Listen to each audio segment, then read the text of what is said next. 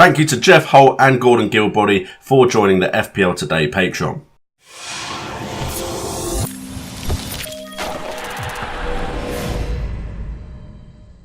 What's up guys, and welcome to FPL Today. I'm the man in the know, J&O, and welcome to a video where we look at the best defensive fixture teams for the first 4 to 9 game weeks. So we're looking short term and long term to help us make the best defensive picks for the Fantasy Premier League game. But before we get into the video, first of all, a quick shout out to the Fixture Ease table that I've used from Fantasy Football Fix, the partners of this channel.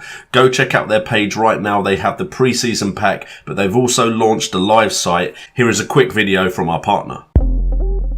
Analyse your FPL season with the most comprehensive artificial intelligence tools, only on fantasyfootballfix.com. Compare your statistics against the elite managers in the game using 10 unique tools combined with Opta data. Check fantasyfootballfix.com pre-season now and review your season data using the most powerful artificial intelligence platform. Click the link below or head over to fantasyfootballfix.com/preseason for analysis on your 2018-19 season. So let's get into the video, and I just want to first start off with the episode criteria so you guys know exactly how I'm approaching this video so there's no miscommunication. And we're starting off this video with a criteria of trying to find the teams with the best defensive fixtures for the short and long term. That we are going to use a 4-week period for and a 9-week period for, because after that we start to see a bigger picture of how the season may play out and can make more informed decisions. This also enables you to pick players that could be very good for you in the first 4 game weeks and then potentially use a wildcard, or players that could do well for you in 9 game weeks if you're planning to play a later wildcard. For the purpose of this video, Liverpool and Man City have been excluded because I think we can all agree that they were the 2 strongest teams last year, and if we can, we should be trying to fit their players into our defence anyway. And also we're mainly looking at this from a defensive perspective because I believe we should be picking attackers based more on form than their fixtures, although we take advantage of fixtures when we can. So with that being said, we start off with Chelsea, who have a very good start to the season as far as their fixtures go in a defensive mindset. We have short term Manchester United as the first game, which isn't ideal, although of course Manchester United ended the season last year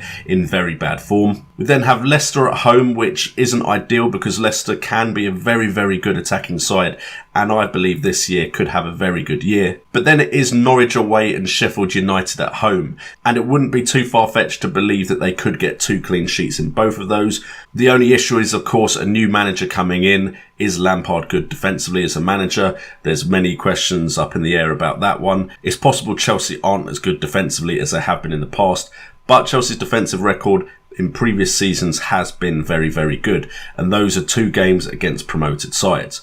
Long term, after those 4 fixtures, we do have Wolves away and Liverpool home after that, which again aren't ideal. Wolves like to step up their game against big opponents, and of course Liverpool are Liverpool. But then it's Brighton, Hove Albion, Southampton and Newcastle, with only Southampton being away. Again, fixtures where you'd imagine those sides aren't going to be a massive goal threat, so there could be clean sheets for the likes of Cesar Azpilicueta and potentially whoever is in central defence.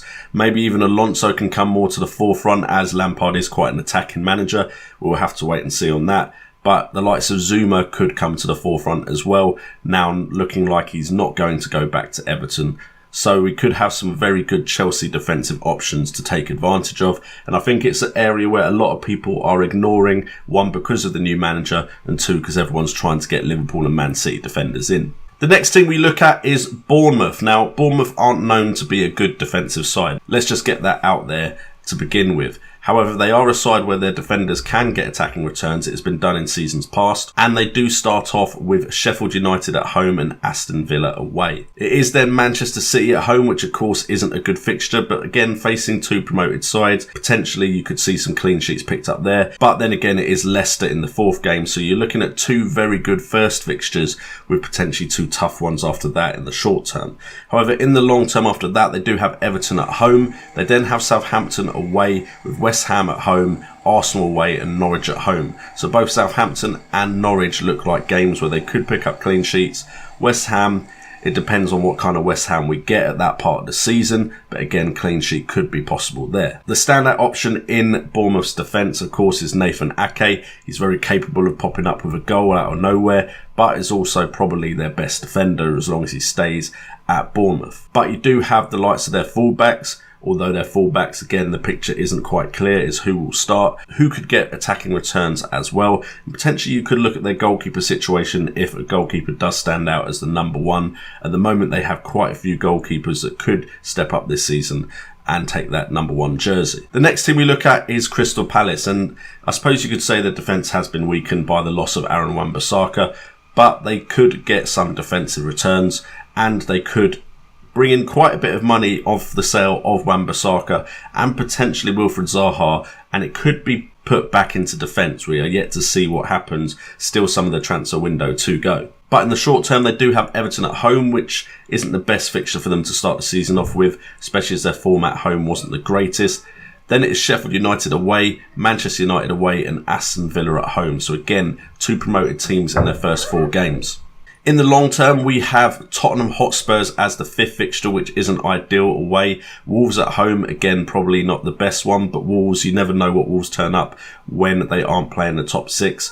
Norwich and West Ham as the next 2 fixtures, which I do like the look of for Crystal Palace, and then Manchester City in the final game. So again, there's around 4 fixtures there that we could take advantage of. Personally, I believe with Palace, we're looking at the cheap defenders to really take advantage of here, and potentially Van Aanholt, who can give that attacking threat as well as potentially picking up those clean sheet points. Next up we have West Ham, and to be honest, I struggle to suggest West Ham because West Ham are so unreliable and aren't always the best defensively. However, in the short term they have Manchester City first, which isn't ideal, but then Brighton away, Watford away and Norwich at home, which I do like the look of. Brighton could be a better attacking side this year, but the data we are working off of with Fantasy Football Fix means that Brighton aren't considered a great attacking threat right now, and then a promoted side in Norwich. And then long term they have Aston Villa after that Norwich game. It is Manchester United after that, but who knows what Manchester United we're getting to start off the season. Then it's Bournemouth, Crystal Palace and Everton.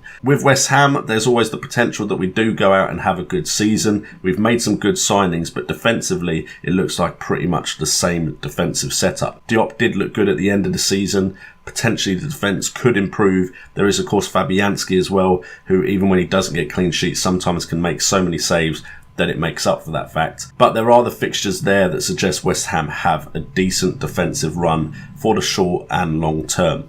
And then we end the video with Everton. Short term, Crystal Palace, Watford and Aston Villa. Lovely first 3 fixtures. Watford at home and then the 2 weaker attacking sides, Palace and Villa away. If Zaha leaves, Crystal Palace's attack will be severely dented, and then Aston Villa a promoted side, although they have looked decent attacking wise in pre-season. Then it is Wolves at home as well, which could go either way. After that, you've got Bournemouth and Sheffield United as their next 2 fixtures. Again, could see some defensive returns, although Bournemouth, you never know what Bournemouth will turn up. They can be a very good attacking side. Then you've got Manchester City at home. Not ideal, Manchester City, but then it's Burnley and West Ham. And for a side like Everton, who are trying to push on to join the top 6, these could be very good defensive fixtures. Now, I am slightly worried, as are a lot of people, around the loss of Idrissa Gueye and Kurt Zouma, who were both big parts of their great defensive returns at the tail end of last season. However, they still got the likes of Keane, Digne. Money could be invested in that centre-back role. Coleman is on the right. That is an experienced defence if they can get someone good to go alongside Keane. Pickford is also in goal, could potentially get more save points because of the loss of Zouma and Idrissa Gueye. And they are looking to replace Idrissa Gueye and seemingly have the money to do so. They are making some big moves in the transfer market. Of course, Moise Keane looks like the deal is done there. So Everton could be a side that still get good defensive returns. There's just a bit of an asterisk there because of the loss of 2 very important players. Anyway guys, hopefully this video has helped you out with your defensive picks around the Liverpool and Man City defenders that I know everyone is picking. If you're not, I suggest you pick at least some of them. Hopefully you have enjoyed this video. If you are interested in more videos like this, please do consider subscribing to the channel. Also hitting that notification bell so you know when my videos go live. We should hopefully have the live setup sorted soon and live streaming soon. I did try to do it Monday and then stuff got in the way, but hopefully we'll get back to that. If you do want to join the likes of Jeff Holt and and Gordon Gilbody as a patron in a Patreon that is accessible to all at only $1. Please do consider checking it out. There's mini leagues for the month and season long game, as well as a Discord channel where you can chat to me. Go and consider becoming a pledge at Patreon for FPL Today. I've been JNO, this has been FPL Today, and remember, it's all about the game.